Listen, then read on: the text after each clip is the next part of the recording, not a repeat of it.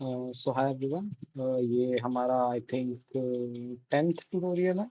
इसमें हम पाइथन का अब जो फंक्शंस के हमारी प्रॉपर्टीज रहेगी थी उनको डिस्कस करेंगे। सो लेट्स गेट इनटू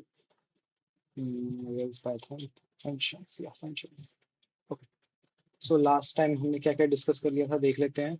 हमने बेसिकली फंक्शन कॉल्स डिस्कस कर लिए थे। हमने फंक्शन में डिफॉल्ट पैरामीटर्स डिस्कस कर लिए थे। ठीक है, डिफॉल्ट पैरामीटर्स हमने डिस्कस कर लिए थे। इवेंचुअली फंक्शन को आप फॉर लूप के साथ कैसे यूज कर सकते हो, उसके अंदर आर्गुमेंट्स कैसे पास करते हैं, उसके अंदर पोजिशनल आर्गुमेंट, कीवर्ड आर्गुमेंट्स कैसे पास करते हैं, पैरामीटर्स क्या होते हैं। हमने ये सारी चीजें डिस्कस कर ली थी। सो आगे हम बढ़ते हैं। हमारा अब रह गया था पाइथन ना, आर्गुमेंट्स ही वाली रह गई थी। So, by default, a function must be called with correct number of arguments. By default क्या कह रहे हैं, ये तो हमने अगर डिस्कस किया कि यार कोई भी कांस्टेंट नंबर ऑफ आर्गुमेंट की हम एक्सेप्ट करते हैं बाय डिफॉल्ट पाइथन। या तो आप एक भी ना करो या एक दो तीन चार जितने मर्जी आप कर सकते हो, दैट इज अपॉन। अब उसके बाद यहाँ लिखा है how sometimes you may not know how many arguments that will be pass into your function. कई बार क्या होता है हमें नहीं पता था कितने आर्गुमेंट्स पास होंगे फंक्शन के अंदर। तब हम क्या कर सकते हैं, star args and K args allow function to accept unknown number of arguments. अब ये दो फंक्शंस हैं जो कि हमें ना unknown number of arguments accept करने देते हैं। सबसे पहले आर्बिट्री आर्गुमेंट्स की बात करते हैं। If you do not know how many arguments will be passed into a function, add asterisk before the parameter name. This will function. So basically मैं थोड़ा सा आपको explain करता हूँ।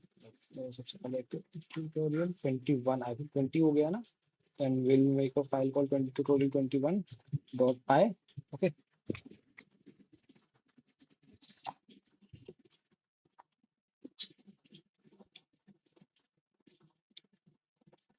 Okay. So यहाँ पे आप देख सकते हो कि पहले तो फॉर एग्जांपल मैं मान लो कोई एक ना ऐसा क्वेश्चन बनाना चाहता हूँ जो कि एवरेज कैलकुलेट करे। ओके, तो मैं पहले 12 एवरेज का एक फंक्शन बनाता हूँ और इसके अंदर दो इनपुट लेता हूँ, ए और बी।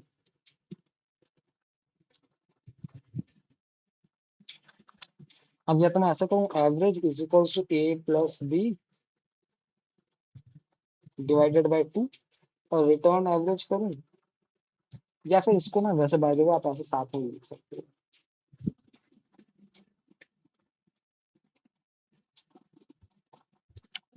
लेकिन ऐसे ही नहीं लिखता है फिलहाल के लिए। एवरेज कैलकुलेट हो जाता है। सो अब मैं ना इनपुट देना चाहता हूँ।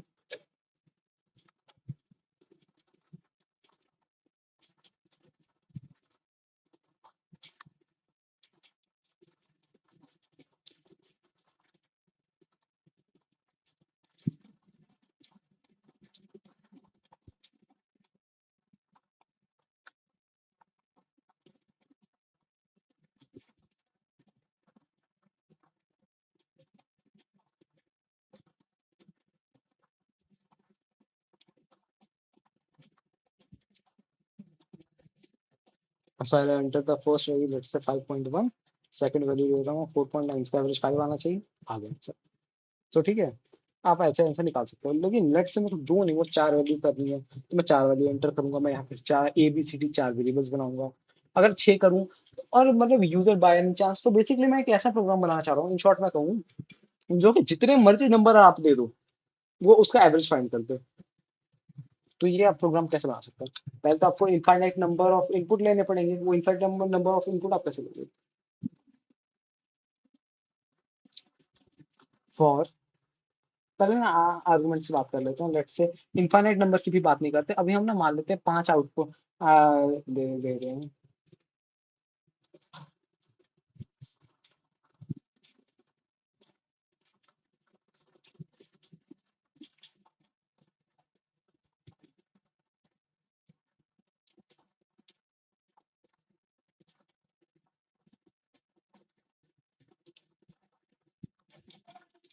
Float input enter the number. ठीक, अब मैं यहाँ पे क्या देता हूँ,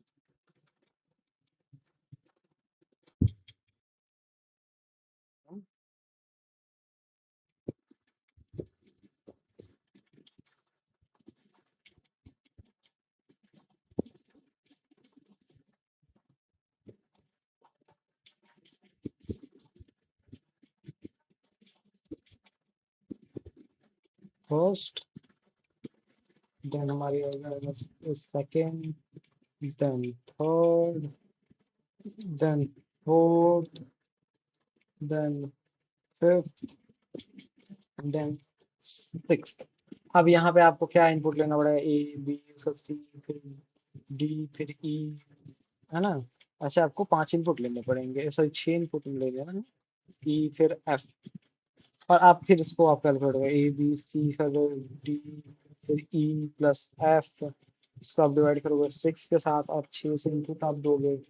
तो आप यहाँ पे करोगे प्रिंट द एवरेज इज, कैल का एवरेज है ना, number 1, then copy number 2, then number 3, then number 4, then number 5, then number 6, है ना। ऐसे आप पास करोगे। अब ये देखो v बनेगा, है ना, जैसे 5 4 3। अब जो आंसर आना था वो आ चुका है ना। अब लेकिन मान लो हम 6 ऐसे इनपुट नहीं लेने, हमें इजीली काम करना है, तो हम कैसे कर सकते हैं, यहाँ पे एक ना बना लेंगे हम स्टार आर। अब स्टार आर का मतलब क्या होता है, अब आर की जगह आप कुछ भी लिख सकते हो, ये आर्गुमेंट मतलब A R G stands for argument. अब इसकी जगह आप जो मर्जी ले लो, फॉर एग्जांपल मेरे को नंबर ही लेना था, मैं नंबर ले सकता हूँ, और मैं आपको प्रिंट करके दिखाऊँ नंबर है क्या। जैसे प्रिंट नंबर मैं कर दूँ, इसको कमेंट आउट कर देता हूँ, इसको भी कमेंट आउट कर देता हूँ, और कैल का एवरेज को मैं कॉल कर देता हूँ इन सारी वैल्यूज के साथ। तो क्या है, देखते हैं,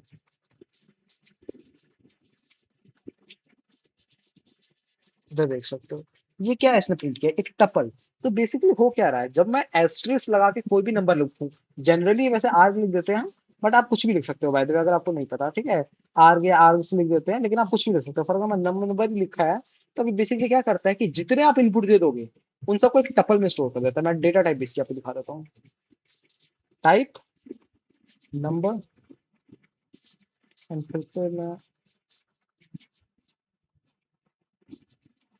देखो ये एक टाइप का टपल बन गया। सो बेसिकली आर क्या करता है, जितने बच्चे इनपुट ले लेता है और उसको टपल्स में कन्वर्ट कर देता है। अब उसका एवरेज आपको कैसे कैलकुलेट करोगे, आप एवरेज ऐसे कैलकुलेट कर लोगे, for num in num sorry for n in number sum plus equals to n. और यहाँ सम की पहले वैल्यू पहले मैं 0 सेट कर लेता हूँ। ओके, उसके बाद मैं क्या कर दूंगा, रिटर्न सम, सॉरी आप कहोगे कि यार सम तो टोटल है, हम तो एवरेज निकालना है, हम एवरेज निकाल देते हैं इसका फिर लेंथ ऑफ। तो बेसिकली मैंने क्या किया, एक सम नाम का वेरिएबल बनाया जिसको मैंने 0 की वैल्यू के साथ इनिशियलाइज किया, और इटरेट करके हर एक टपल के अंदर हर एक नंबर पे मैं इटरेशन किया, और मैंने सम में हर एक नंबर को ऐड करता गया, एंड इवेंचुअली लेंथ से डिवाइड कर दिया उसको। अब देखो,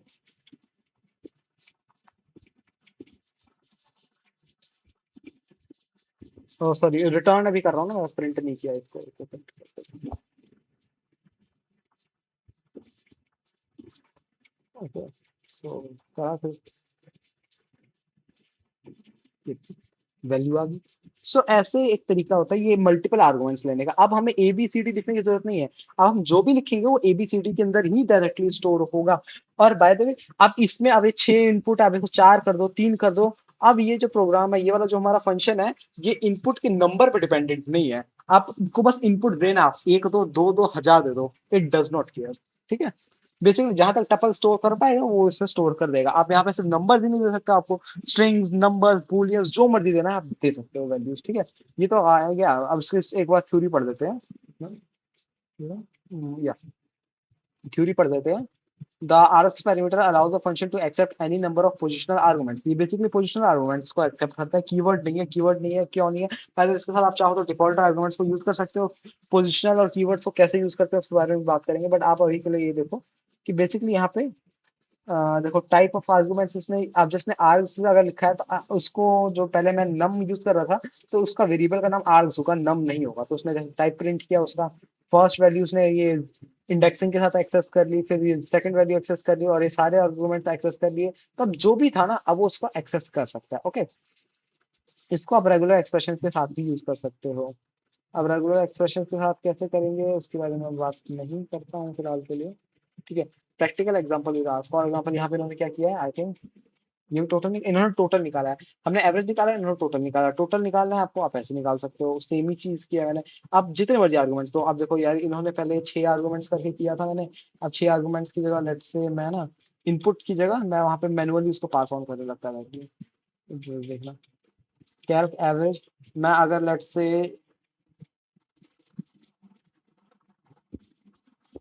एक बार में से 4 वैल्यू दे दूं, फिर मैं इसको 2 ही वैल्यू दूं, बस यहाँ पे कॉमा का ध्यान रखना। उसके बाद मैं फिर इसको लेट से बड़ी बड़ी कुछ वैल्यूज दे देता हूँ, लेकिन काफी सारी दूंगा।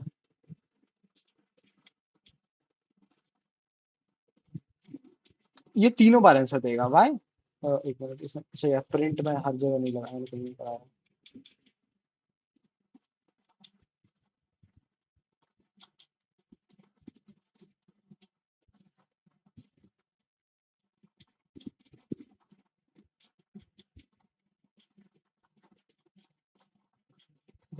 मैं ना शॉर्टकट्स याद करने की कोशिश कर रहा हूँ, जैसे मेरे को पहले आते होते थे। हाँ, प्रिंट। ओके,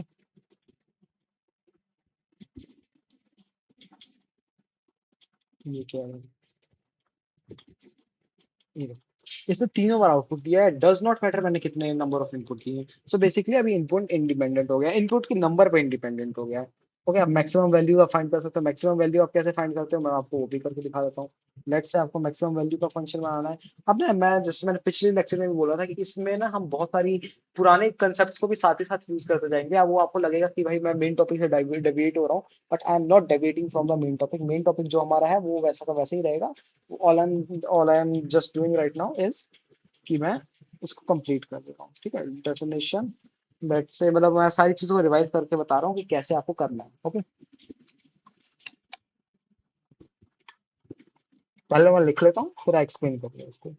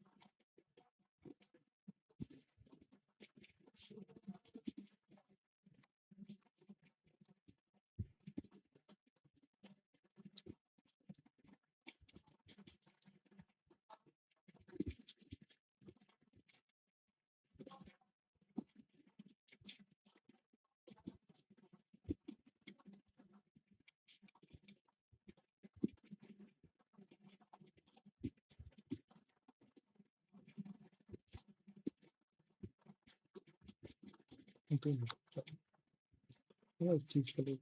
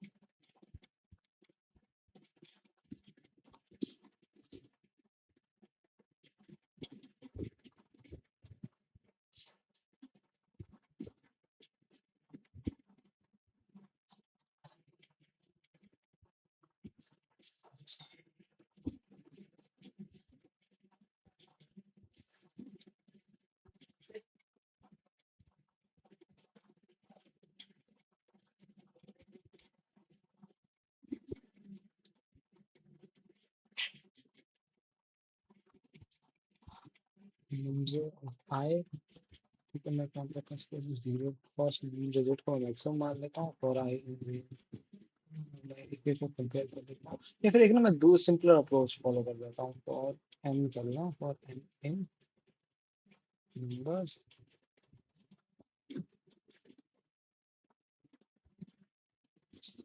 ग्रेटर देन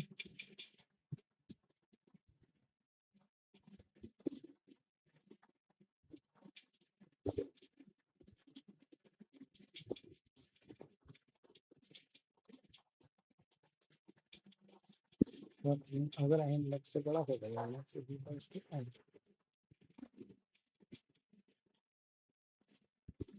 400 में, ठीक है।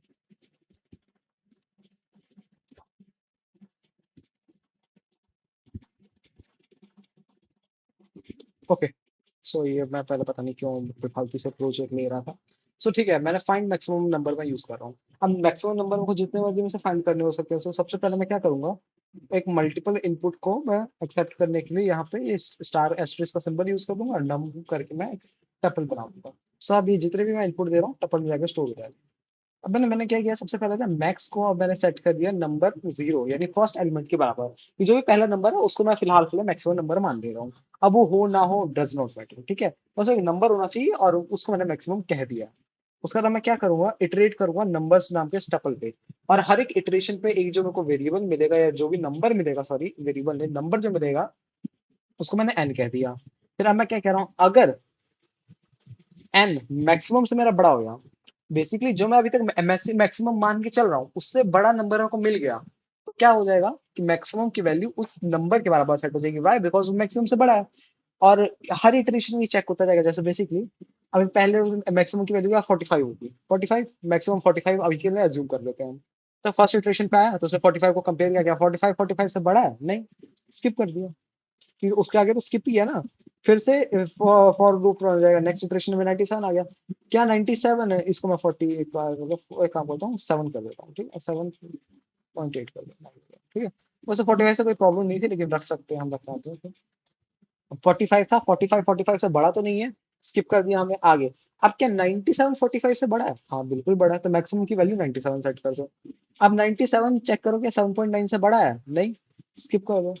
क्या 97 8 से बड़ा है, हाँ सॉरी, क्या 8 97 से बड़ा है, नहीं, स्किप कर दो। क्या 90.4 97 से बड़ा है, नहीं, इसको भी स्किप कर दो।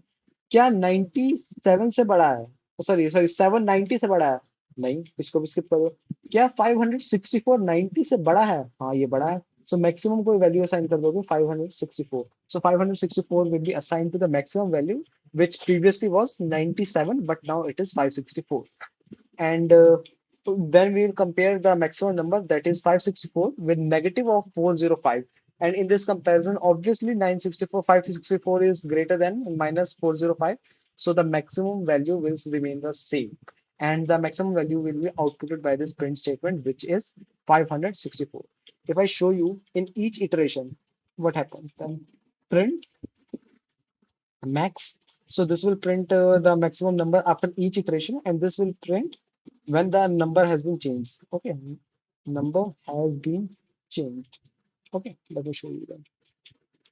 So first of all, 45 was assigned to it. Why 45 was assigned to it? First of all, 45 was assigned, then this for loop ran, and this for loop checked that the 45 is greater than 45. Sorry, 45 is not greater than 45, so it will remain the same. And number has been changed. Why it has been changed? Okay, in the next iteration when it becomes 7, so the number has been changed and the new maximum is 97. And for the rest of iteration, it remains 97 until we arrive at 564. So what happens? Number has been changed. Why? Because 564 is greater than 97. So 564 will be allotted to the maximum variable, and then again for the next two iterations, the maximum value remains same. So why? Because there is no value greater than 564 in the above given tuple, which is numbers. Okay, so this is how we find the maximum value. So let me just comment out these two statements. Yeah. So this was it for the finding the maximum. Now, because I am using here asterisk or the, so I can use a variable number of inputs. I can use these many inputs, or I can use only two inputs. Let's say find max 4 and 6. This also works completely fine. It will print 6. 6 is the greater number. Similarly, we can also find the minimum number. How can we do that? We'll just flip the sign and check if some number is greater, and we'll keep assigning the minimum value to it. Okay, so we have calculated this. And by the way, you can see there was no print statement. Why? No return statement. Why? Because I was using print instead of the return. Okay. Now, next question is arbitrary keywords KRs. So this is now keywords. This is for keywords. How does this work? If you do not know how many keyword arguments will be passed to your function, you add two asterisks before the parameter name. Now the single asterisk thing was used to get positional arguments. तो ये single asterisk था, ये positional arguments के लिए था. But अब जब हम double asterisk यूज करेंगे तो के डब्ल्यू आर हम लिख देते हैं बाय डिफॉल्ट, लेकिन आप इसको जो मर्जी लिख सकते हो आगे. It is completely upon you. बस इसकी डिनोशन डबल एस्टेरिस्क है. सो आपके वेरिएबल से पहले डबल एस्टेरिस्क होना चाहिए. एंड अब ये जो करेगा ये क्या करता है कि पैरामीटर नेम्स के पहले हमें यूज करना है. और क्यों करना है? जब हमें कीवर्ड आर्गुमेंट्स लेने हो, ना कि पोजिशनल आर्गुमेंट्स. अब जैसे मैंने किड्स लिख दिया तो किड्स लिख के उसका डबल एस्टेरिस्क लगा दिया. अब मैं इसमें जितने मर्जी कीवर्ड आर्गुमेंट्स लेकर आऊँ, एफ नेम इज टू टोलस, एम नेम इज टू टोलस, वट एवर, अब मैं जो यहाँ पे देता जाऊंगा वो चलता जाएगा. अब देखना इसका क्या होता है.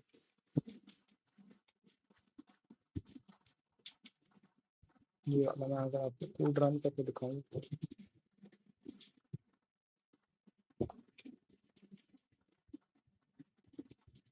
माई लास्ट नेम इज, ये क्यों आया? Because last name was pass to be l name. So l name हमने सिर्फ प्रिंट कर दिया. अब लेकिन इसमें ना एक प्रॉब्लम, ये जनरली उतना यूज नहीं होता. वाई?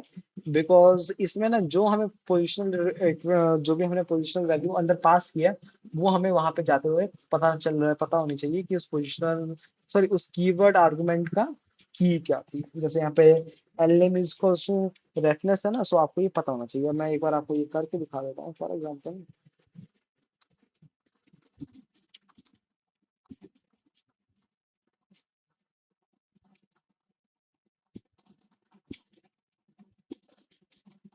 अगर मैं यहाँ पे किड्स को प्रिंट करूँ,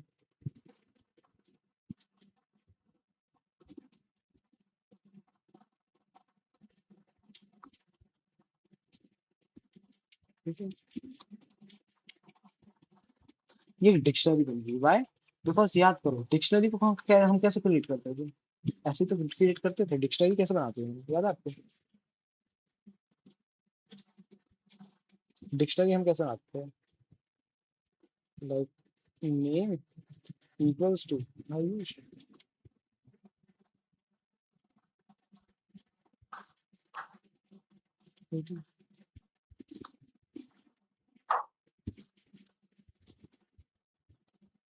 अच्छा, इसमें प्रॉब्लम होती थी, क्या होती थी मुझे याद नहीं आ रहा.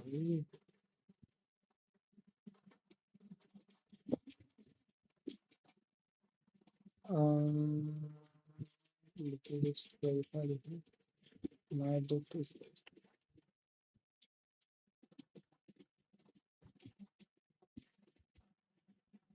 क्या होता था? हाँ, मैं भूल चुका हूँ.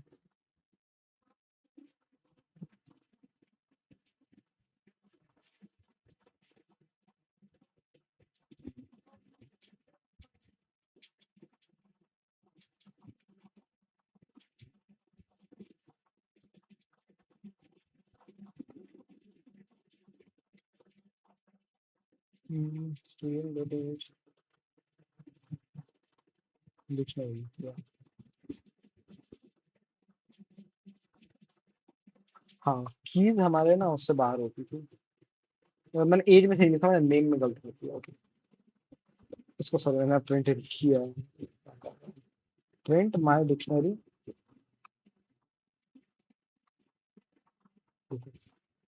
बेसिकली जैसे हम बना रहे थे डिक्शनरी को, सेम हमने वैसे किया है, बस यहाँ पे हम फंक्शन को कॉल कर रहे हैं और उसके अंदर हम पैरामीटर्स पास कर रहे हैं. तो बाय द वे, आपको मैंने पहले भी कहा था कि डिक्शनरी क्या है. यहाँ पे आप हवर करोगे तो क्लास बन जाती है उसका डिक्शनरी. बेसिकली हम एज अ फंक्शन, अब यहाँ पे देख सकते हो कहाँ गया. डिक्शनरी क्लास क्या होता है वो अभी आप छोड़ दो, लेकिन डिक्शनरी के अंदर भी क्या है, के आर्ग्स यूज किए गए हैं. के आर्ग्स क्यों यूज किए गए? Why? Because I want to take multiple number of inputs, है ना. नंबर ऑफ इनपुट्स हमने देना तो के आर्ग्स यूज किया है. अब मैं आपको एक बार ये ट्यूटोरियल 11 में जाके जो एस्ट्रिक्स आर्म्स भी दिखाता हूँ इसमें होगा, जहाँ पे हमने टपल बनाया है इसे। इधर ये, कहीं तो बनाया होगा। चलो सेट्स में ही दिखा देता हूँ आप। सेट्स में ना इटरेबल लिखा हुआ है बट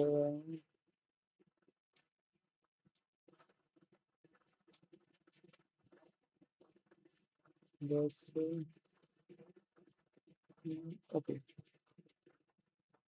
टपल में अच्छा,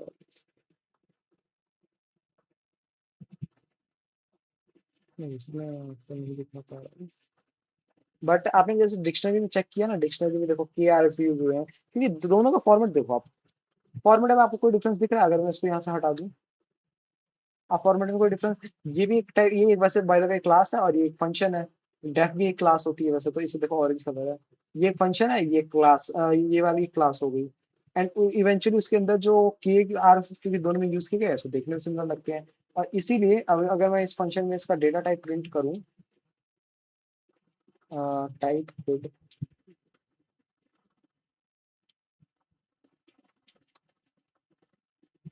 देखो क्लास डिक्शनरी आई है। वाई डिक्शनरी क्यों आ रही है? क्योंकि के आर डिक्शनरी में इनपुट लेता है, वो टपल में लेता था स्टार आर, ये के आर डिक्शनरी में हमें इनपुट लेता है हमारा, ठीक है।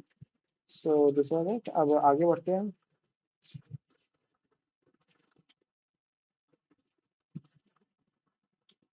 arbitrary keyword arguments. Okay, so what is KR? KR parameter follows a function to accept any number of keyword arguments. Inside function KRs become dictionary containing all keyword arguments. So basically इसको as वो dictionary store कर लेता है, और उस dictionary के अंदर आप, अब मैं इस डिक्शनरी से इंटरेक्ट करके दिखाऊँ आप कैसे कर सकते हो। फॉर एग्जाम्पल मैं कोई एग्जाम्पल ले लेता हूँ, रेगुलर आर्गुमेंट्स, लेट्स से मेरे को क्या प्रिंट करना है, मैं कुछ मान लो मेरे को ना स्टेट्स और उनकी कैपिटल्स को प्रिंट करना है, ठीक है। लेट्स से मेरे को स्टेट्स और उनकी कैपिटल्स को प्रिंट करना है, सो मैं कैसे कर सकता हूँ? मैं एक बना देता हूँ, स्टेट्स एंड कैपिटल्स का कर देता हूँ। अब मैं यहाँ पे, है ना, स्टेट्स इसका नाम दे देता हूँ for S, and for S और स्टेट्स एंड कॉमा सी मतलब कैपिटल, इन स्टेट्स डॉट आइटम्स। आइटम्स के साथ यूज होता है डिक्शनरीज के साथ।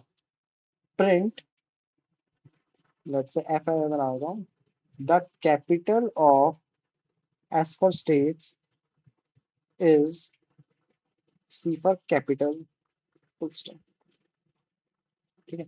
अब मैं क्या करता हूँ, प्रिंट नहीं सॉरी, स्टेट्स कैपिटल में जाता हूँ। इसके अंदर मैं क्या पास करूँ? लेट्स से मैं पास कर देता हूँ Punjab, Punjab equals to Chandigarh, Chandigarh. Let's say UP या उत्तर प्रदेश इक्वल नहीं,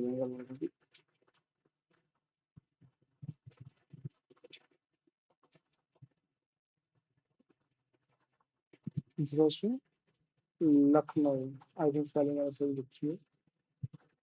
उसके बाद एक मैं ले लेता हूँ हरियाणा का, सॉरी हरियाणा का, राजस्थान का, राजस्थान की क्या है, जयपुर, जयपुर। अब मैं प्रिंट करूंगा तो देखो स्टेट्स और आइटम्स आ गया ना, आइटम्स होता है actually. The capital of Punjab is Chandigarh, Uttar Pradesh में लखनऊ। अब देखो आप दो चीजें आपको प्रॉब्लम दिख रही है। पहले तो मैं ये उत्तर प्रदेश ऐसे नहीं लिख सकता था, अब मेरे को भाई स्पेस चाहिए, तो मैं क्या कर सकता हूँ? मैं ना यहाँ पे क्या कर सकता हूँ, जो मेरे स्टेट्स का नाम है, डॉट रिप्लेस अंडरस्कोर। अंडरस्कोर को मैं क्या डिफाइन कर सकता हूँ कि जहां अंडरस्कोर लिख दिया वहां स्पेस डाल देना, ओके। इसको मैं और क्या कर सकता हूँ, कैपिटलाइज। मेरे ख्याल से इसमें एरर आएगा। सेम काम मैं इसके साथ भी करूंगा।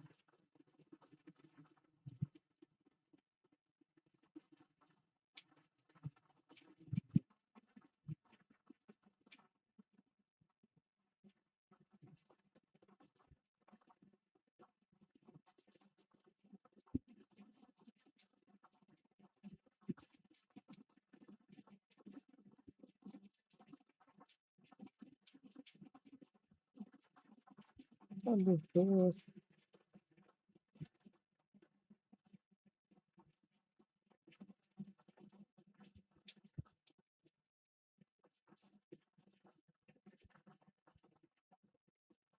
देखो उत्तर प्रदेश सॉर्ट हो गया, इसमें फिक्स हो गया है ना। अब लेकिन पी उसका छोटा हो रखा है, तो पी को हम यहीं से कैपिटल कर सकते थे। एक्चुअली हम कैपिटलाइज यूज किया, कैपिटलाइज को हटा देते हैं। कैपिटल नहीं, कैपिटलाइज को छोड़ देते हैं। तो उत्तर प्रदेश इससे भी डील करेंगे, इससे कैसे हम डील कर सकते हैं। डॉट ये डॉट कैपिटलाइज, उसके बाद नहीं कैपिटलाइज नहीं, यहाँ पे मैं क्या यूज कर सकता हूँ। एक्चुअली इसमें ना मतलब काफी चीजें मैं कर सकता हूँ, बट अभी मैं करना नहीं चाह रहा। रिप्लेस है ना, डॉट कैपिटलाइज कर लूँ इसको भी क्या, इसको छोटा करके देखो, लखनऊ का एल कर दो छोटा। लखनऊ का देखो एल मैंने छोटा कर दिया, लेकिन कैपिटल प्रिंट हो रहा है। तो बेसिकली आप ऐसे इसका यूज कर सकते हो, और भी आप बहुत सारी चीजों के लिए यूज कर सकते हो, that is completely upon you. आप इनको मान लो पैक और अनपैक कैसे करना है ना, आपको मैं ये एक्सप्लेन करता हूँ कि फर्स्ट ऑफ ऑल हमने तो क्या किया कि अभी हमने ना मल्टीपल हम क्या पास कर रहे थे, मल्टीपल यहाँ पे इनपुट पास कर रहे थे, और वहां से हम मल्टीपल इनपुट्स रिसीव कर रहे थे। अब देखो देखो मैं ना तीन चार चीजों को समझाता हूँ। देखो, एक तो आपका था कि जो आपका फंक्शन था, फंक्शन है, उसमें ना आप मल्टीपल रुक जाओ,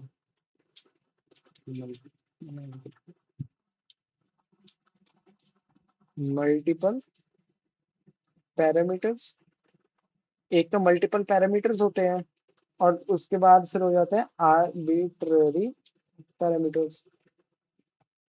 और वैसे ही हमारे पास होते हैं multiple arguments and multiple sorry singular arguments. Singular arguments इसका मतलब है मेरा फिलहाल इसका कहने का था, लिस्ट हो गए, सेट्स हो गए, डिक्शनरीज हो गए, मतलब बेसिकली मल्टीपल चीजों को हम पैक करके भी तो पास कर सकते हैं, हमने पिछले लेक्चर में पढ़ा था।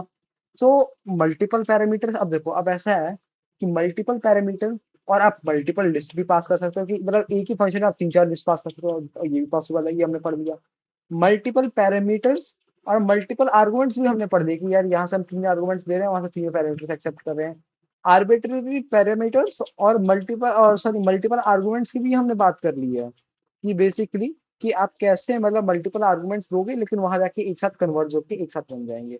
अब हमारी बात क्या करनी रह गई है, अब बात करना रह गया एक ऐसा केस के बारे में जिसमें हम इनपुट हम एक अकेला देंगे, एक मतलब लिस्ट दे देंगे, और जब हम पैरामीटर में उसको एक्सेप्ट करने जाएंगे, हम डायरेक्टली वेरिएबल्स में एक्सेप्ट कर लेंगे। For example, definition of, let's say मैं ना सम का ही बना देता हूँ, डेफिनेशन का ए बी सी डी, मान लो चार ये है, प्रिंट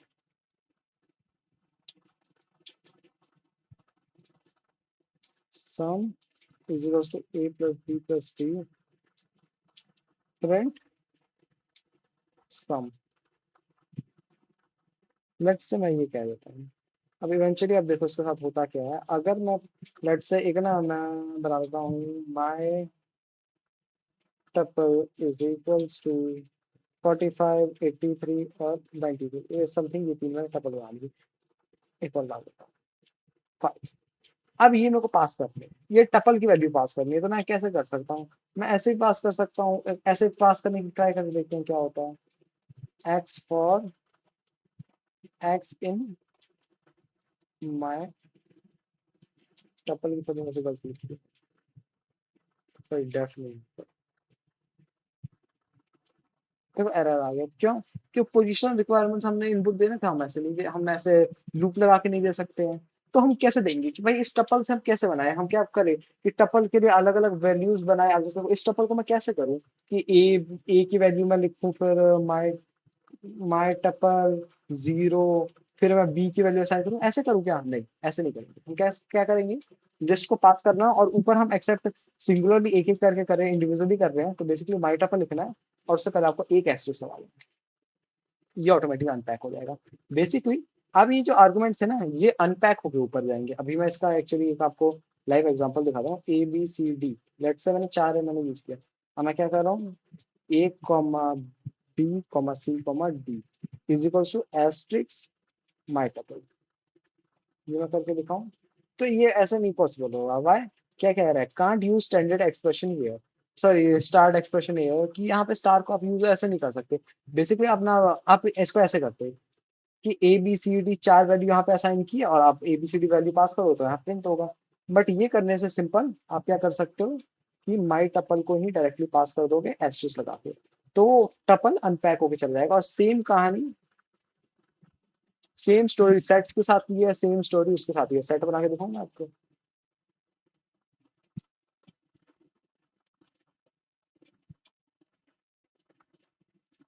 अगर मैं ये दिखाऊं आपको, इसका डेटा टाइप दिखाऊं, प्रिंट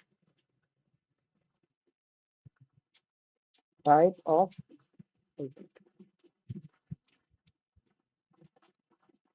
देखो सेट है, सेट को भी ऐसे पास कर सकते हो आप। सेट की जगह मान लो इसको लिस्ट कर दो, लिस्ट को भी आप ऐसे पास कर सकते हो। बेसिकली आप कुछ भी इस तरह से पास कर सकते हो। अनपैकिंग डिक्शनरीज, अगर वही आपकी डिक्शनरी है कोई,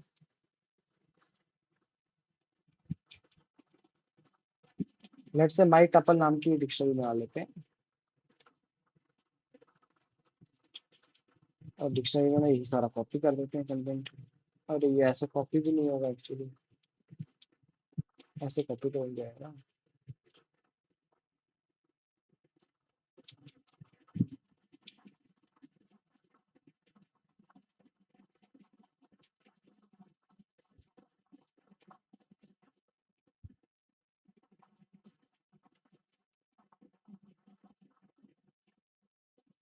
सॉरी यहाँ पे ना डबल एस्टेरिस्क लगेगा।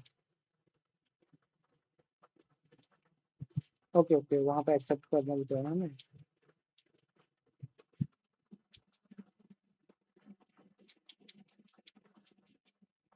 एक्चुअली ना ये स्टेट्स मैंने पास किए ना, तो मैं सम फंक्शन नहीं कॉल करता, मैं कोई और फंक्शन कॉल कर लेता हूँ। क्या कॉल करूँ मैं? कैपिटल और स्टेट से मैं कर लेता हूँ।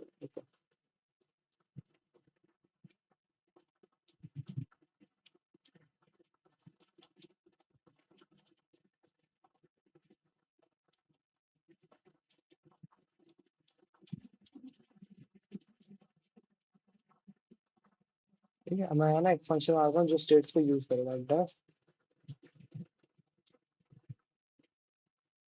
एससी कर लेता हूँ, बेसिकली स्टेट्स एंड कैपिटल्स। ठीक है, इसका नाम देता हूँ। अब मेरे को दो पैरामीटर, बाय द वे जब भी ये ना वो होता है क्या कहते हैं एक्सपेंड होगा ना, ये दो टाइप के आर्गुमेंट्स आपको देगा। तो इसको मैं ना एक्सेप्ट करके दिखाता हूँ, इसको आप एक्सेप्ट कैसे करोगे।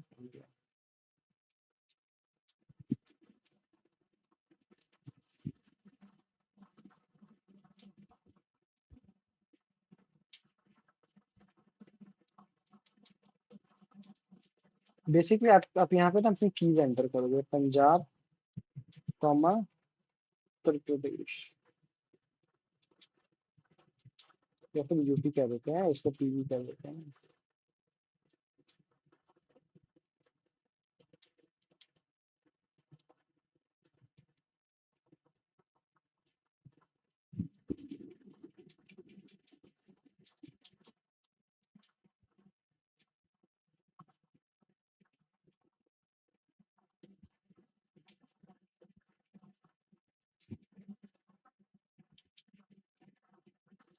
अब क्या इशू है भाई?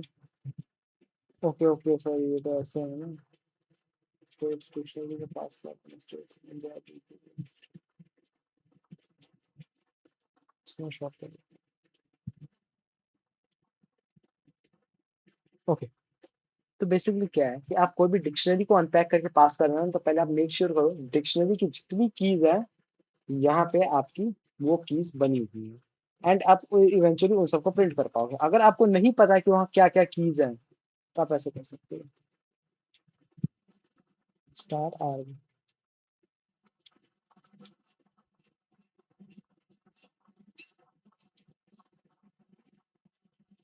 ये एक्चुअली,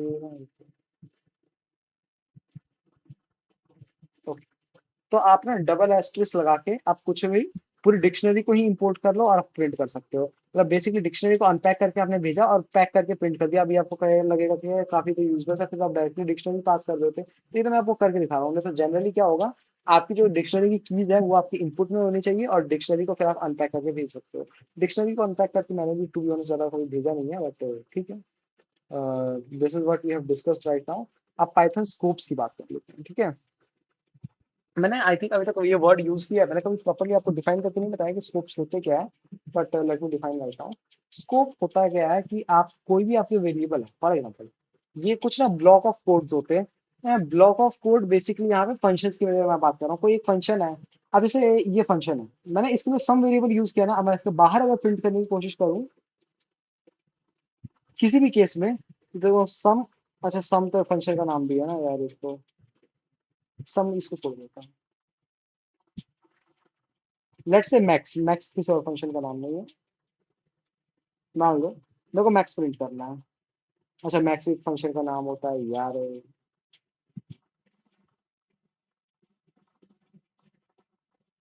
और मैं क्या क्या बना सकता हूँ, बना सकता हूँ। ये ना एक काम से मेरे ख्याल से चला था, क्यूट 22.5। ओके, लेट्स से कि मैं क्या कहना चाह रहा हूँ कि फंक्शन मैंने बनाया कैलकुलेट, कैलकुलेट करके मैंने फंक्शन बनाया, तो मैं इसके अंदर जितने मर्जी नंबर ले रहा हूँ इनपुट में, एंड अब मैं कह रहा हूँ कि s is equals to for n in number, जैसे कि मैं सम यहाँ टोटल टोटल निकालने की कोशिश कर रहा हूँ, total is equals to 0, and यहाँ पे मैं कर दूँ total plus is equals to n, n उसके बाद मैं यहाँ पे रिटर्न कर देता हूँ टोटल को, रिटर्न टोटल, बेसिकली आप प्रिंट कैल, एंड इवेंचुअली आप जितने मर्जी नंबर आपके भेज सकते हो, एंड ये काम कर रहा है। ओके, बट यहाँ पे मैं प्रिंट करने की कोशिश करूँ इस टोटल वर्ड को, मैं नहीं कर सकता। क्यों नहीं मैं कर सकता? बिकॉज ये जो टोटल मेरा वेरिएबल है ना, इसका स्कोप इस डेफिनेशन यानी इस फंक्शन के अंदर ही है।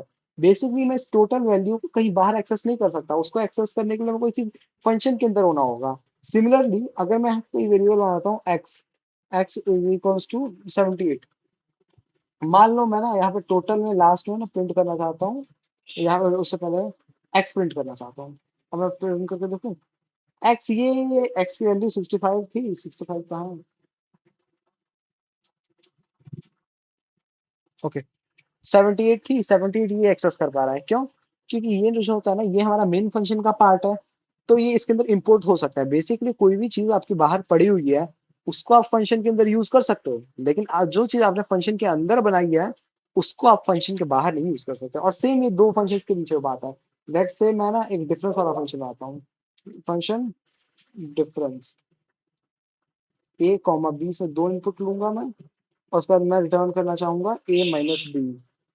ओके, यहाँ पे मैं अगर करूँ प्रिंट डिफरेंस ऑफ 12,5 6 में देता हूँ, 6 प्रिंट हो रहा है। ओके, लेकिन अच्छा मैं यहाँ पे वेरिएबल तो मैंने बनाया ही नहीं है, ठीक है, डिफरेंस करके मैं वेरिएबल बना देता हूँ और रिटर्न कर देता हूँ। ठीक है, तो देखो वैल्यूज मेरे पास आ गई, मैं दोबारा से प्रिंट करवाऊंगा। लेकिन अब मैं अगर चाहूँ कि ये यहाँ पे मैंने टोटल वैल्यू यूज की थी, अब मैं यहाँ टोटल यूज कर लूँ प्रिंट करने के लिए, नहीं किसी भी रीजन से मैं नहीं एक्सेस कर सकता। क्यों नहीं एक्सेस कर सकता? क्योंकि उस ये जो टोटल वेरिएबल था इसका स्कोप सिर्फ इतना ही था।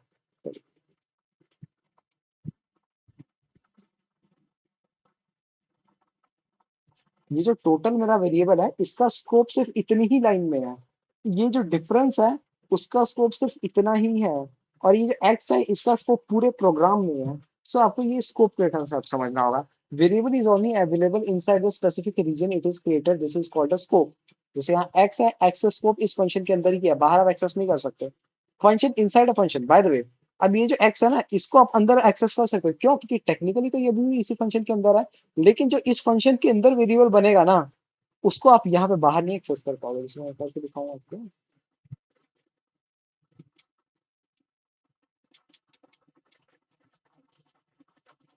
ये फंक्शन है ना, यहाँ पे प्रिंट एक्स कर पाओगे, एक्स 300 प्रिंट हो रहा है, लेकिन मैं इस फंक्शन के अंदर अगर कह दूं वाइट 45, मैं तो मेन फंक्शन के अंदर रहते हुए रुक जाओ यार, इसका ना मतलब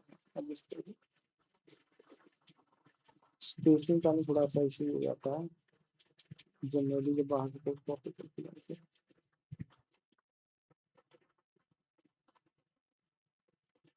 ओके, अगर अब मैं यही मैंने वाई बनाया और मैं प्रिंट इस फंक्शन के अंदर करना चाहूँ तो एरर आ जाएगा। वाई? बिकॉज ये देखो, ये एक्स डिफाइंड है इस फंक्शन में, तो इस फंक्शन में इतना अरेंज हो गया। क्या ये एक्स इसके अंदर आ रहा है? हाँ बिल्कुल सही आ रहा है, तो एक्स प्रिंट होगा। ये वाई किस फंक्शन में क्रिएट हुआ है? इस फंक्शन के अंदर क्रिएट हुआ है। इतने में एरिया में इसका स्कोप है, तो यहाँ पे इसमें इधर में स्कोप नहीं। अब बाय द वे इसको ऐसे मत देखना कि वाई भी तो इसके अंदर ही है, वाई इसके अंदर नहीं है, वाई मेनली इस फंक्शन के अंदर है। And when we look inside this function, the value of y, the value where we are accessing y does not fall under this block of code or this function. So y will not be printed. It will cause an error. Why? Because y was not so defined in that scope of the function. Okay. So ये कुछ चीजें हो गई। Global scope, अब जो value बाहर है ना इसको हम ग्लोबल स्कोप कहते हैं। बेसिकली 78 है ना। अब मैं यहाँ पे देखूँ, मैं यहाँ पे प्रिंट करूँ, एक्स को मैं करूँ यहाँ पे करूँ, एक्स सॉरी। अच्छा भाई आप यहाँ अभी के इसको ना हम भूल जाते हैं। आपको मैं एक चीज दिखाता हूँ। प्रिंट एक्स, एक्स बाहर डिफाइंड है, यहाँ पे भी मैं प्रिंट कर सकता हूँ और इंटरनल फंक्शन में भी कर पा रहा हूँ, कोई प्रॉब्लम नहीं। और अगर मैं लेट से यहाँ पे मॉडिफाई कर दूँ, एक्स इसको 45 कर दूँ, देखिए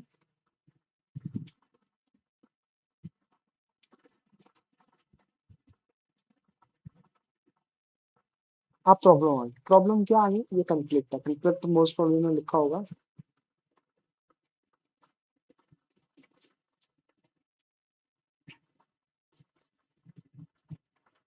ठीक है, यहाँ पे ना कंफ्लिक्ट के प्रॉब्लम। ओके, आप देख सकते हो कि पहले प्रिंट क्या हो, फंक्शन कॉल। अच्छा यहाँ पे आप देखना, फंक्शन आपका कॉल हुआ, फंक्शन गया, एक्स की वैल्यू उसने 200 डिफाइन की, प्रिंट एक्स किया, तो 200 प्रिंट हो गया। और ये फंक्शन जैसे रन खत्म हुआ, लास्ट में एक्स प्रिंट किया तो 300 हो गया। ये क्यों हो रहा है? ये एक्चुअली होता क्या है, सबसे पहले प्रोग्राम रन हुआ, एक्स वैल्यू 300 सेट हो गई। बट जब इस फंक्शन के अंदर गया और एक्स की वैल्यू दोबारा डिफाइन की गई है, तो ये वाली वैल्यू जो 200 है ना, इसको ओवरराइट नहीं करेगी। जैसे फॉर एग्जाम्पल अगर मैं इसको यहीं पे कर दूं, ये वाली जैसे ये वाला मैं कोड यहाँ ले जाता हूँ। फॉर एग्जाम्पल यहाँ यहीं पे देख लो आप, ये जो एक्स वन 78 लिखा, ठीक है, 78 है, और मैं यहाँ पे मान लो प्रिंट करना चाह रहा हूँ, एक्स की वैल्यू प्रिंट हो जा रहा है। प्रिंट कहाँ कहाँ हो रहा है? एक तो यहाँ पे प्रिंट हो रहा है, एक यहाँ प्रिंट हो रहा है, एक यहाँ प्रिंट हो रहा है। 3 बार प्रिंट हो जा रहा है विदाउट एनी इशू। क्यों प्रिंट हो रहा है? मैं 2 बार ही छोड़ता हूँ, 3 बार करने की जरूरत नहीं है। विदाउट एनी इशू, बिकॉज ये ग्लोबल वेरिएबल है, मैं उसको एक फंक्शन के अंदर एक्सेस करता हूँ। लेकिन मैं एक्स की वैल्यू मान लो यहाँ 200 कर दूँ,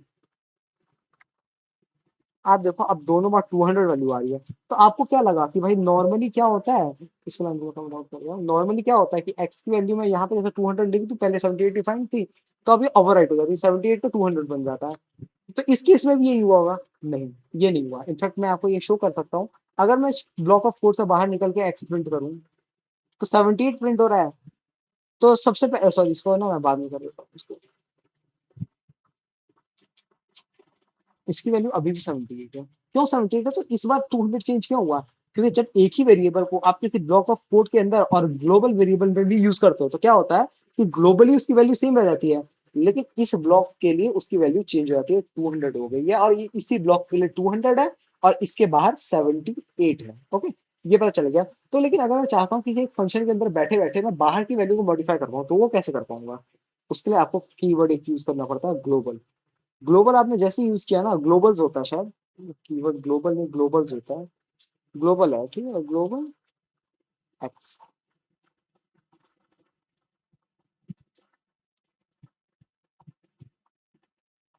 आपने जैसे ही ना फंक्शन के ऊपर में शुरुआत में आपको डालना पड़ता है ग्लोबल एक्स। ग्लोबल एक्स कहने का मतलब बेसिकली क्या होता है कि अब इसे एक्स की वैल्यू ना, जैसे यहाँ पे डुप्लीकेट क्रिएट कर दे रहा था ना, कि भाई यहाँ पे बाहर 78 चल रही है, यहाँ पे दूसरा इसका डुप्लीकेट बना हुआ है जो 200 बन के फिर रहा है। तो इसने क्या किया कि जो 78 है ना, उसको कह दिया कि भाई ये एक्स की वैल्यू ग्लोबल है, बेसिकली जो ग्लोबली है ना, और इस स्कोप के अंदर अब वो सेम रहेगी। अब ये दोनों अलग अलग नहीं होगी, पहले अलग अलग थी ना, अब देखो प्रिंट करने का क्या होता है। तो क्या हो गया, अब मैं प्रिंट करूँ 78 78 78, वाई? बिकॉज ग्लोबल है ना, तो सारी वैल्यू सेम रहेगी। अब मैं एक्स की वैल्यू को मॉडिफाई करके देता हूँ 200, हर जगह चेंज होगा, क्यों? क्योंकि ग्लोबली मैंने एक्स डिफाइन कर रखा है। सो अब मैं ब्लॉक ऑफ कोड के अंदर जो भी चेंजेस करूं वो ग्लोबली हर जगह रिफ्लेक्ट होंगे। ये हो गया नॉन लोकल।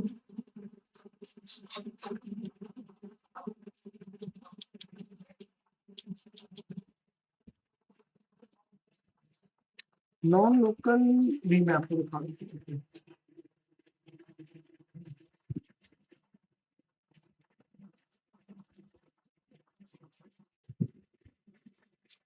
इसका non-local keyword is used to work with variables inside nested function. Non-local makes the variable belong to the outer function. So basically अगर मान लो मैं इस लूप के अंदर हूँ, अब मैंने y बनाया, आपको इतना तो पता है कि मैं इस y को यहाँ पे प्रिंट नहीं कर सकता। क्यों? क्योंकि भाई y का स्कोप तो इतने में है, लेकिन मैं चाहता हूँ कि इस पर्टिकुलर फंक्शन के अंदर हर जगह मैं यूज कर पाऊँ। अगर मैं ग्लोबल लिख दूंगा तो मैं प्रॉपरली हर जगह उसको यूज कर सकता हूँ। जैसे फॉर एग्जाम्पल ग्लोबल बना दूँ तो ग्लोबल y एंड यहाँ पे नेक्स्ट आ जाएगा। तब मैं यहाँ क्या इसको अब मैं तो यहाँ पे भी प्रिंट कर सकता हूँ, ये देखो।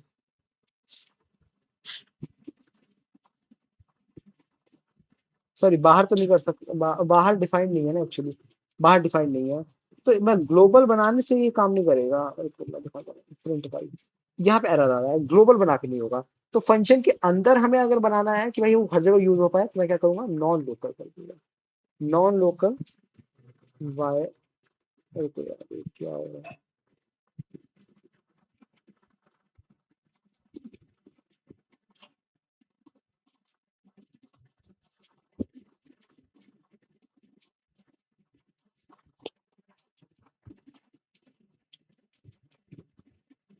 यहाँ पे वाई डिफाइन करना पड़ेगा। Let's say 0। अब मैंने बाहर वाइड की को एक बार इनिशियलाइज कर दिया और अंदर आके नॉन लोकल कर दिया। अब ये हर जगह से एक्सेस होगा। अब इस फंक्शन के बाहर भी इसकी वैल्यू एक्सेस हो रही है। इसी को मैं अगर मैं यहाँ पे करके देखूँ, लेट्स से यहाँ पे, तो यहाँ पे वैल्यू एक्सेस नहीं होगी। क्यों? क्योंकि नॉन लोकल करने पे ना आउटर फंक्शन पे वो वैल्यू चल जाती है, इनर फंक्शन से आउटर फंक्शन पे चल जाती है, लेकिन अभी भी फंक्शन के बाहर नहीं गई। LEGB rule. सबसे पहले क्या होता है, लोकल आता है, सबसे हाईएस्ट प्रायोरिटी लोकल को होती है। सबसे पहले जो लोकल वेरिएबल, अगर मैं एक्स यूज कर रहा हूँ कहीं पे, तो एक्स देखेगा क्या उस फंक्शन में डिफाइंड है, अगर है तो सिर्फ वही हुई वैल्यू प्रिंट होगी। फिर enclosing inside the function from outer to inner. फिर अगर मान लो कि उस फंक्शन के अंदर डिफाइन नहीं है, तो फिर बाहर वाले फंक्शन में जाएगा, उससे बाहर वाले जाएंगे, ऐसे कर करके सबसे बाहर वाले फंक्शन तक चला जाएगा। वो हो गया। अगर वहां पे भी नहीं मिली तो जाके ग्लोबल में ढूंढेगा। ग्लोबल वैल्यू ढूंढेगा, ग्लोबल में मिल गई तब भी ठीक है, अगर ग्लोबल में नहीं गई तो बिल्ट इन बेसिकली वो पाइथन नेम स्पेस में चला जाता है। पाइथन नेम स्पेस में बेसिकली वो पाइथन में ढूंढने चला जाता है कि पाइथन क्या, पाइथन प्रोग्रामिंग लैंग्वेज में इसकी वैल्यू डिफाइन की गई थी। सो ओके, ये सारे हमारा कुछ कंसेप्ट था जो कि इसके बारे में बात था, अब हमने बात करी है। अब कुछ चीजें और हम डिस्कस कर लेते हैं जो कि मेरे को लगता है इम्पोर्टेंट है। एक बार एक काम करता हूँ ना, मैं कोडिंग चैलेंज में चल जाता हूँ और कुछ क्वेश्चंस कर लेते हैं, कुछ बेसिक क्वेश्चंस कर लेते हैं। पहले क्रिएट द ग्रिड फंक्शन। अब ग्रिड फंक्शन का ग्रिड फंक्शन है ना, तो डेफ सॉरी ग्रिड, ठीक है। Add a parameter name to the function, parameter डालो नेम।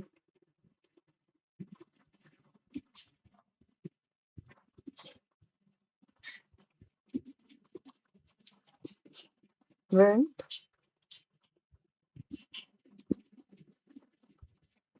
हेलो।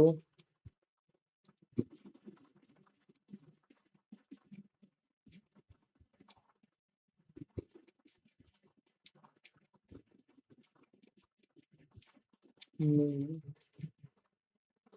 फिर कॉल कर रहा है इस फंक्शन को अनी नाम से।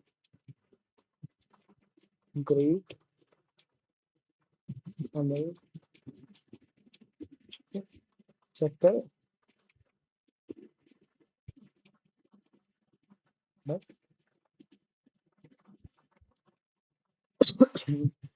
अच्छा बाय द वे रेंज की भी बात कर लेता हूँ। रेंज की मैंने बात थोड़ी सी कर ली थी और थोड़ा सा रह गया था, तो अब जो जो कोई एक आधा छोटे मोटे टॉपिक्स होंगे वो मैं साइड बाय साइड कवर करता जाऊंगा।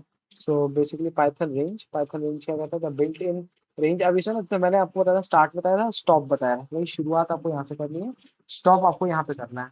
अब एक चीज और होता है, बेसिकली यहाँ पे होता है स्टेप। अब स्टेप का क्या काम होता है कि अगर आपको स्किप करना है, जैसे नॉर्मली क्या होता है, स्टार्ट जैसे स्टार्ट आपका 1 है और स्टॉप आपका 11 है, सो 1 2 3 4 5 6 7 8 9 10 होता है ना।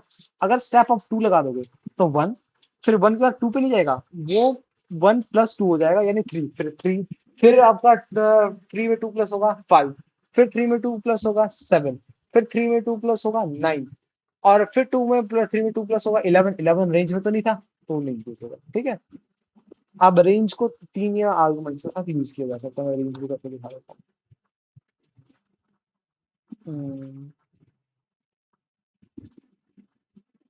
फॉर आई इन रेंज, पहले तो हम ऐसे करते हैं ना, I1 11 प्रिंट आई, देख सकते हैं काउंटिंग आ गई मेरे पास। बट अगर इसी में मैं एक स्टेप डाल दूं, लेट्स से 2 का, देख रहे हैं क्या होता है। सो 1, फिर उसने 1 किया, फिर एक ब्लॉक आगे बढ़ने की बजाय वो 2 ब्लॉक आगे चला गया, फिर 2 ब्लॉक आगे चल गया, फिर 2 ब्लॉक आगे चल गया। So basically what was happening is है, the first index was 1, so it started with 1, then the step was given to be 2, so 1 plus 2 is equals to 3, so our next step will be 3, then again step 2, so 3 plus 2 5, again 2, 5 plus 2 7, again 2, 7 plus 2 9, and when 9 plus 2 becomes 11, 11 is out of scope. Why? Because the ending scope is exclusive, so it is not included in the actual range. So 11 would be skipped. Again, let's make this 3 for all. So what happens? The first was 3. Then the step was taken to be 3. So 1 plus 3 is 4. 4 plus 3 is 7. 7 is also printed. 7 plus 3, 10. But 10 plus 3, 13. 13 is out of range. Why? Because 11 is exclusive and everything after that is not included in the actual range. सो ये ऐसा कुछ हो रहा है हमारे पास, ये range call की बात हो गई। रेंज फंक्शन भी एक टाइप का वैसे तो फंक्शन ही है। आप वैसे जनरली हम लूप में यूज करते हैं, बट अगर आप इसको लिस्ट भी बना सकते हैं, मैंने आई थिंक करके दिखाया ना, list is equals to range 2 से 2 to 12, sorry, let me print the range list, range function हमारे को बन गया।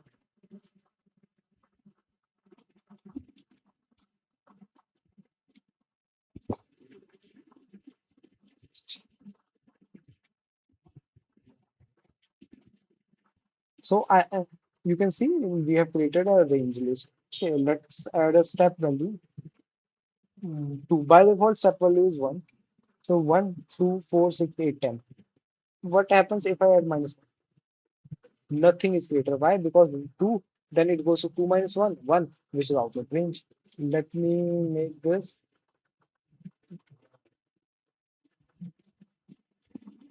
Now this is printing in reverse. Why? Because my starting index is 2 and ending index is minus 5. So basically it is inverted number line. And when I take minus step minus 1, so 2 minus 1 1, minus 1 0, then minus 1 minus 2 minus 3 minus 4, minus 5 is exclusive, so it is not included। Okay, so ऐसे हमारे पास ये range को हम ऐसे use कर सकते हैं। मैंने अभी एक चीज आपको तुरंत बताया, using list to display ranges, है ना, ऐसे कर सकते हो। स्लाइसिंग रेंज, रेंजेस को आप स्लाइस भी कर सकते हो। बेसिकली अगर आप टू, ये आपको दिखा देता हूँ। इसका मतलब हुआ कि ये 0 से स्टार्ट होगा, 2 तक जाएगा जिसमें 2 एक्सक्लूसिव है। इसका मतलब हुआ कि वो 0 से स्टार्ट होगा और 3 तक जाके खत्म हो जाएगा। ये भी एक टाइप का रेंज स्लाइसिंग है, और ये तीनों फॉर्मेट है रेंज को लिखने के। ओके, अच्छा ये एक्चुअली स्लाइसिंग हुई है यहाँ पे, सॉरी मैं आपको बताना भूल गया। आर इज टू रेंज 10 है, तो एक 10 नाम की मतलब लिस्ट बन गई जो 0 से लेके 10 9 तक जाती है। आप उसको मैंने स्लाइस कर लिया कि बेसिकली 2 तक एलिमेंट तक प्रिंट होंगे। मैं इसको मैं जरा सा करके दिखा देता हूँ।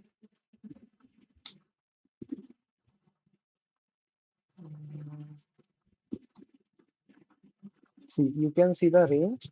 रेंज हमारे पास पहले जैसे हमने 2 यूज किया, सो सिर्फ और सिर्फ 2 ही प्रिंट हो रहा है। Y?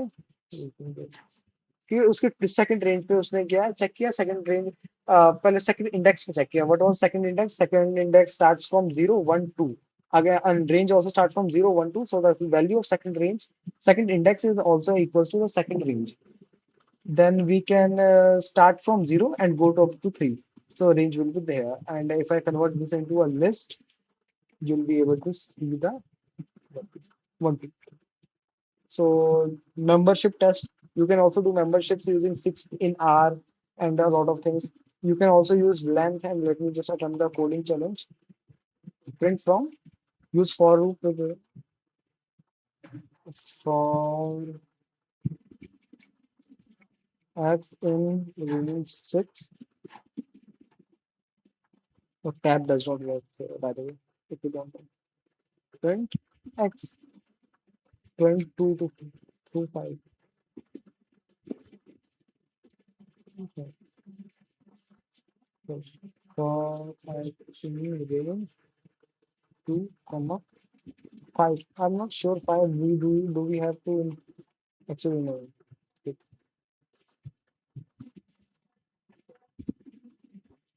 First of all, let me close this parenthesis. 1, 2, 3. Print. Okay.